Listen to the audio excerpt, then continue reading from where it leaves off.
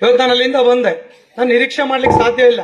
ಶ್ರೀನಿವಾಸಪುರದಲ್ಲಿ ಹೋದೆ ಕತೆ, ಇಡೀ ರಾಜ್ಯದಲ್ಲಿ ಹೋದೆ ಕತೆ, ಕೋಲಾರದಲ್ಲೂ ಕೂಡ ವಿಭಿನ್ನವಾಗಿಲ್ಲ. ಇನ್ನೂ ವಿಚಿತ್ರವಾಗಿ ಮಾಡ್ಲಿಕ್ಕೆ ಶುರು ಮಾಡಿದಾರಲ್ಲ. ಯಾಕೆ ನಮ್ಗೆ ಅಷ್ಟೆಲ್ಲ ಗೌರವಗಳನ್ನು ಕೊಡಬೇಕು?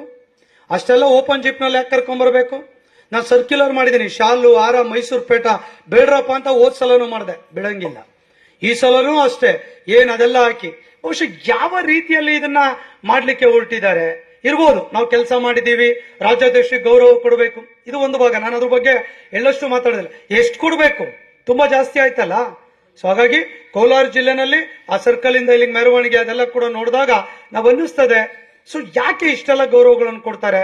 ಬಹುಶಃ ನಮ್ಮ ಕೆಲಸಗಳು ಮಾತನಾಡ್ತಿದಾವ, ನಮ್ಮ ಸರ್ವಿಸ್ಗಳು ಮಾತಾಡ್ತಾ ಇದಾವ, ನಮ್ಮ ಸ್ಪಂದನೆಗಳು ಮಾತಾಡ್ತಾ ಇದಾವ, ನಾವು 4-6 ಜನಕ್ಕೆ ಹೆಲ್ಪ್ ಮಾಡಿದ್ದು ಮಾತಾಡ್ತಾ ಇದೆಯಾ? ಇವತ್ತು ಸಂಘಟನೆ ಈ ಉತ್ತುಂಗ ಶಿಖರಕ್ಕೆ ಇಡೀ ದೇಶದಲ್ಲಿ ಯಾವ ರಾಜ್ಯದಲ್ಲೂ ಕೂಡ ಈ ತರದ ಸಂಘಟನೆ ಇಲ್ಲ, ಈ ತರದ ಇನ್ಫ್ರಾಸ್ಟ್ರಕ್ಚರ್ ಇಲ್ಲ, ಈ ತರದ ಹೋರಾಟದ ಮಾನಸಿಕತೆ ಇಲ್ಲ, ಈ ತರದ ಕಾರ್ಯಕ್ರಮಗಳಿಲ್ಲ, ಈ ತರದ ಆರ್ಥಿಕ ಸಂಪನ್ಮೂಲಗಳಿಲ್ಲ. ಪ್ರತಿ ತಾಲೂಕು ಜಿಲ್ಲೆಗಳಲ್ಲಿ ಇನ್ಫ್ರಾಸ್ಟ್ರಕ್ಚರ್ಗಳು ಯಾವ ರಾಜ್ಯದಲ್ಲಿಲ್ಲ.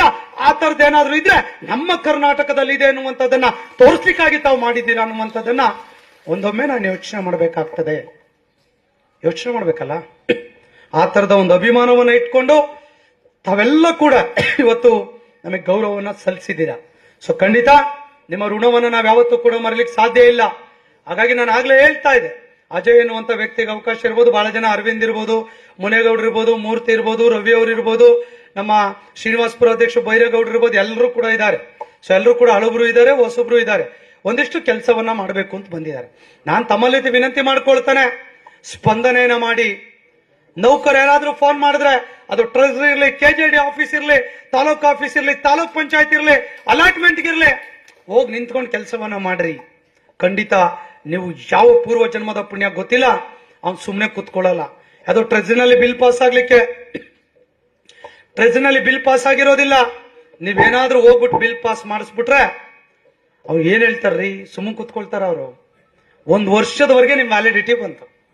ಬಸ್ ಸ್ಟ್ಯಾಂಡ್ ಅಲ್ಲಿ ಮಾತಾಡ್ತಾರೆ, ಕಾಫಿ ಕುಡಿತಾ ಮಾತಾಡ್ತಾರೆ, ಅಜಯ್ ಬಂದಿದ್ರು ಕಣ್ರಿ, ಟ್ರೆಜರಿಗೆ ಹೋಗಿ ಬಿಲ್ ಪಾಸ್ ಮಾಡಿದ್ರು.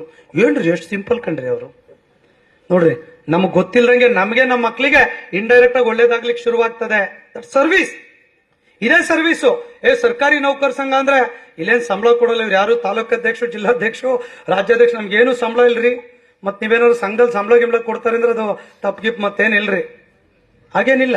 ಸರ್ವಿಸ್, ಸೇವೆಯನ್ನ ಮಾಡಬೇಕು ಅಂತೇಳಿ ನಿರ್ದೇಶಕರಿಗೆ, ನಮಗೆ ಪದಾಧಿಕಾರಿಗಳಿಗೆ ಆಯ್ಕೆ ಮಾಡಿರುವಂತದ್ದು. ಹಾಗಾಗಿ ಸೇವಾ ಸಂಘವಾಗಿರೋದ್ರಿಂದ ಇಷ್ಟು ಗೌರವಗಳು ನಮ್ಮ ಸಂಘದಲ್ಲಿದೆ.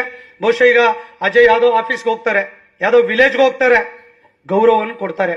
ನಮ್ಮ PDO ಮುನೇಗೌಡರು ಇದ್ದಾರೆ, ಹಳ್ಳಿಗೆ ಹೋಗ್ತಾರೆ, ಒಬ್ಬ ತಾಲೂಕ್ ಅಧ್ಯಕ್ಷ ಅಂತೇಳಿ ತಹಶೀಲ್ದಾರ್ ಗೌರವ ಕೊಡ್ತಾರೆ, ಇಒ ಗೌರವ ಕೊಡ್ತಾರೆ, DC ಗೌರವ ಕೊಡ್ತಾರೆ. ನಿಮ್ಗೆಲ್ರಿಗೂ ಸಿಗದೇ ಇರುವಂತ ಗೌರವ ಅವ್ರಿಗೆ ಸಿಗುತ್ತೆ ಅಂತ ಹೇಳಿದ್ರೆ ಬಹುಶಃ ಹಣವನ್ನ ಕೊಟ್ಟು ಗೌರವನ್ನ ಕೊಂಡ್ಕೊಳ್ಳಿಕ್ಕೆ ಸಾಧ್ಯ ಇಲ್ಲ. ಆ ಗೌರವಕ್ಕೆ ಸಂಘ ಕಾರಣ ಅನ್ನುವಂಥದ್ದನ್ನ ನಾವ್ಯಾರು ಕೂಡ ಮರಿಬಾರದು ಅನ್ನುವಂಥದ್ದನ್ನ ಈ ಸಂದರ್ಭದಲ್ಲಿ ತಮ್ಗೆ ಹೇಳಲಿಕ್ಕೆ ನಾನು ಬಯಸ್ತೇನೆ. ಹೀಗಾಗಿ ಸಂಘಟನೆ ಬಗ್ಗೆ ಗೌರವವನ್ನು ಇಟ್ಕೊಳ್ಳಿ. ಇವತ್ತು ಸರ್ಕಾರಿ ನೌಕರಿ ವೃತ್ತಿ, ಇವತ್ತು 6.5 ಕೋಟಿ ಜನಸಂಖ್ಯೆ ರಾಜ್ಯದಲ್ಲಿದೆ.